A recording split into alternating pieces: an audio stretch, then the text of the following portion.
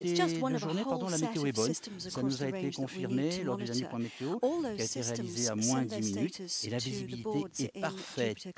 Dans la séquence synchronisée, ce n'est seulement qu'à H0 moins 3 minutes que l'heure a été rentrée dans le calculateur de bord. Donc le deuxième, à partir de maintenant, va se mettre en mode observateur. Le lanceur sait maintenant à quelle heure il va pouvoir décoller. Vous le voyez, tous les paramètres sont ouverts. Nous sommes à moins 2 minutes 20 du décollage. Très très belles images prises ici dans le centre de lancement. Alors on va maintenant préciser ce que j'évoquais tout à l'heure avant la séquence synchronisée. C'est proche des bras cryotechniques qui relient le mât au lanceur. Vous voyez, c'est la partie jaune là. Ce sont deux bras cryotechniques qui assurent au travers de plaques que l'on appelle les plaques atlapées l'emplissage de l'étage supérieur ECA en hydrogène et oxygène.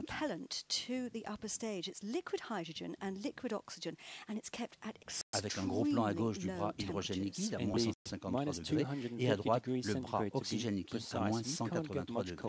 Alors ces deux bras, vous allez voir, se rétracteront du lanceur 5 secondes avant l'allumage du moteur. Nous sommes presque à moins 1 minute 30 secondes du décollage. Eh bien, je vais prendre le temps déjà de saluer tous ceux qui vivent ce moment avec nous en direct, vous qui nous écoutez ici en Guyane, les internautes, vous qui nous suivez toujours plus nombreux dans le monde entier.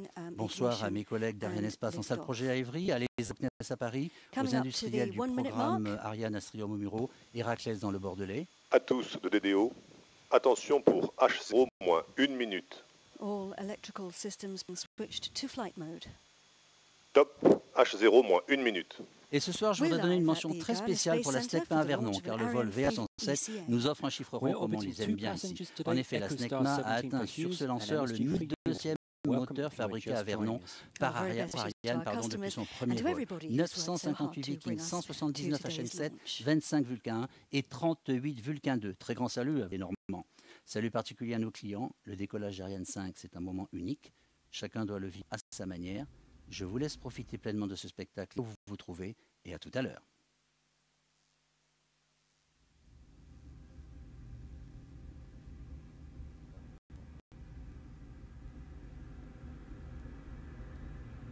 À tous de DDO, attention pour le décompte final.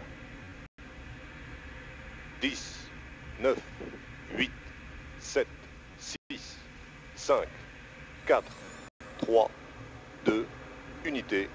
Top, allumage moteur Vulcain. Allumage confirmé. Top, allumage EAP, décollage. Top, c'est bon.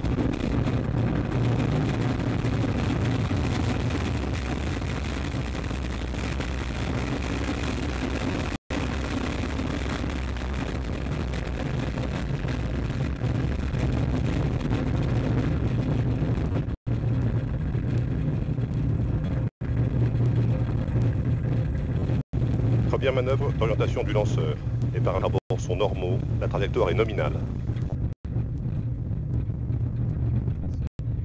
Si pour vous la première fois, c'est un très grand spectacle, n'est-ce pas, que de voir cette merveilleuse technologie s'élever dans le ciel de Kourou. Et je vous disais, la nouveauté est parfaite, il fait encore jour et ces images sont superbes. Donc il ne reste plus visible maintenant que cette traînée de fumée blanche et de feu, qui est la seule trace dans le ciel de Kourou. La masse au décollage était de 773 tonnes, donc en début de la puissance est impressionnante, c'est extraordinaire poussée de plus de 1300 tonnes. Nous entendons, peut-être que vous l'entendez dans mon micro, Ariane qui passe au-dessus de Jupiter, 1300 tonnes données au lanceur Ariane 5 pour qu'il s'arrache du tableau de lancement et décolle dans le ciel guyanais. Et cela est assuré à 90% par les deux imposants propulseurs chargés de 237 tonnes de propergol solide chacun.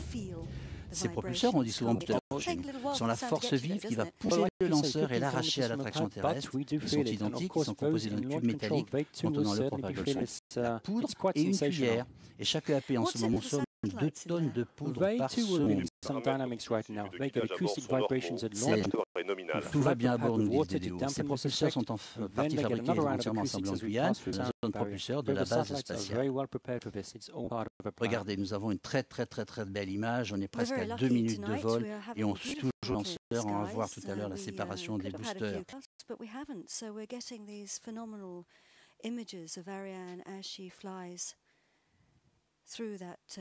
Alors, après épuisement de la poudre, à 140 secondes après leur allumage, les deux EAP vont être séparés du lanceur, ils vont retomber dans l'océan, et avant qu'ils soient totalement vides, leur poussée va diminuer. Et après détection de cette baisse d'accélération, regardez les images, l'ordinateur de bord décide de se débarrasser des propulseurs d'appoint. Vous le vivez en direct, c'est extraordinaire, c'est très bon. Voilà, les propulseurs vides sont écartés du lanceur à l'aide de petites fusées d'éloignement. On fait exploser les carcasses pour qu'elles sombrent en mer et éviter tout risque d'épave flottante.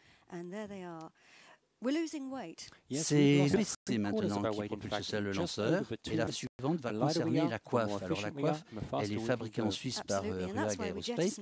La coiffe est en coque, en matériaux composites, d'un diamètre extérieur de 5,42 m. Elle est équipée de prises ombilicales pour les satellites et de tout un tas d'équipements comme des portes d'accès. C'est elle qui a protégé les satellites pendant toute pollution, de tout danger et de tout échauffement pendant la phase d'attente. Alors on va s'en séparer à peu près plus de 3 heures de vol, car elle n'est plus nécessaire. Le lanceur a dépassé les couches denses, on a dépassé les 100 km, on est à 105 km, regardez, il n'y a plus ni frottement ni risque pour les satellites embarqués. On déclenche le largage de cette coiffe longue de 17 mètres après le largage des EAP. Elle a une coiffe de 110 km. Voilà, la coiffe est séparée, on vient de perdre 2446 kg. Regardez ces images comme elles sont belles. Et plus le lanceur s'allège, plus il peut aller vite. Justement, nous volons à 2,39 km par seconde. Alors la mission la plus fréquente demandée à Ariane 5 est identique à celle de ce soir, le transport de 2 satellites, un satellite plutôt lourd et de télécommunications et le nôtre plutôt léger, alors que ce soit pour la météorologie, pour les mettre en orbite de transfert géostationnaire, le GT. Alors, pendant que se déroule ce vol parfait de l'EPC, je vous propose de revenir sur l'actualité récente du secteur spatial depuis le dernier lancement du mois de mai. Que s'est-il passé? Nous allons le savoir en suivant les news d'Arianespace.